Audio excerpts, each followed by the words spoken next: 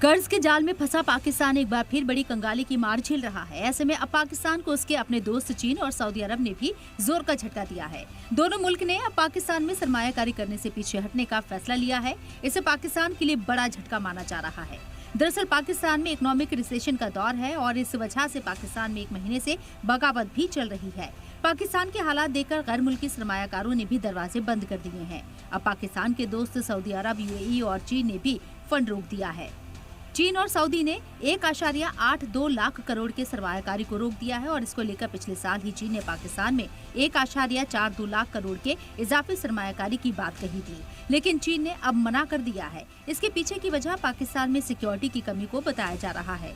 चीन के पाकिस्तान में कई प्रोजेक्ट चल रही हैं।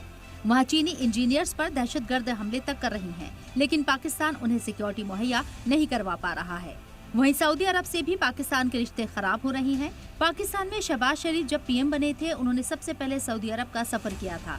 सऊदी ने पहले 2 लाख करोड़ रुपए के सरमायाकारी का वादा किया था, लेकिन बाद में ये घटकर 40,000 करोड़ रुपए पर आ गया। अब ये सरमायाकारी भी रुक गई है। चीन और सऊदी अरब के बाद यूएई ने भी पाकिस्तान को बड़ा झटका दिया। यूएई ने पाकिस्तान में 83,000 करोड़ के सरमायाकारी का ऐलान किया था, लेकिन ये सरमायाकारी भी आगे नहीं बढ़ाया जा सका। वहीं सऊदी अरब अब हिंदुस्तान में सरमायाकारी की तैयारी में लगा है। सऊदी हिंदुस्तान में 8 लाख करोड़ रुपए के सरमायाकारी की प्लानिंग कर रहा है। सलाम टीवी के लिए नदीम अहमद की रिपोर्ट।